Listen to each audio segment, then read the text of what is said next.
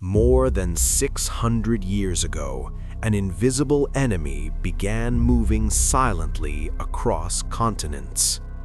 It had no armies, no banners, no warning, and yet within only a few years it would kill tens of millions of people and reshape the course of human history.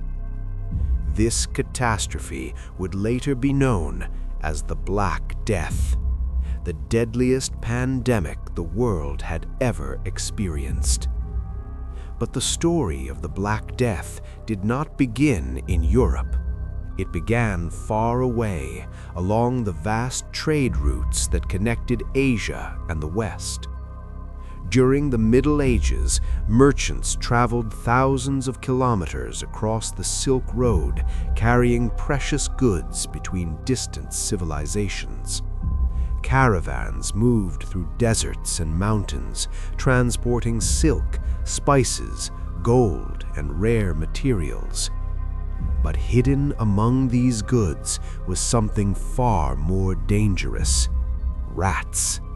And on those rats lived fleas carrying a deadly bacterium, a disease that humanity had never encountered on such a devastating scale. As trade networks expanded, so did the reach of the disease. Slowly, quietly, it began moving westward, across Central Asia, across trading cities, across the ports of the Mediterranean. Wherever trade ships arrived, the infection followed. And when the disease finally reached Europe, the consequences were catastrophic. In the year 1347, ships arrived in the port city of Messina in Sicily. But something about those ships immediately alarmed the people who saw them. Many of the sailors on board were already dead. Others were barely alive, their bodies covered with strange black swellings. They were burning with fever, weak, delirious. Some died only hours after the ships arrived. Terrified by what they saw, the citizens of Messina ordered the ships to leave immediately. But the disease had already spread. Within days, people inside the city began to show the same horrifying symptoms, and the plague had officially entered Europe. From there, the disease spread with terrifying speed. Trade routes carried it from city to city. Within months, it had reached Italy, France, and Spain. Soon after, it arrived in England, and then across much of the continent. The symptoms were brutal and unmistakable.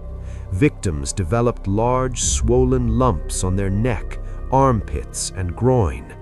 These painful swellings were known as buboes. The infection then spread rapidly through the bloodstream. High fever followed, severe weakness, confusion, and in many cases, death arrived within only 2 or 3 days. Doctors were completely powerless against it. Medieval medicine had no understanding of bacteria or infection. Some physicians believed the disease was caused by poisoned air. Others believed it was divine punishment for human sins.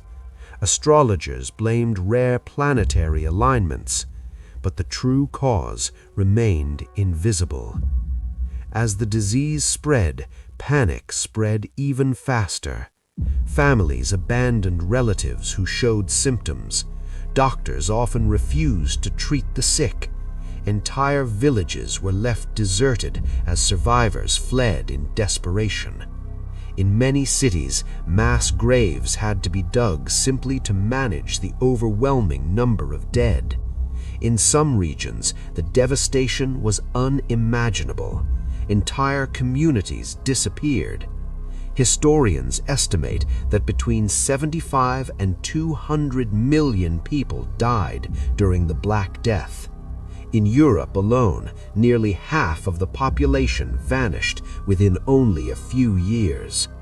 No war in human history had ever caused destruction on this scale. But the Black Death did more than kill millions of people. It changed the structure of society itself. With so many workers dead, labor suddenly became incredibly valuable. Peasants and workers began demanding better wages and working conditions. The rigid social order of medieval Europe began to weaken. For centuries, power had been concentrated in the hands of nobles and landowners, but now the balance of power was shifting. The catastrophe also shook people's faith in traditional authority.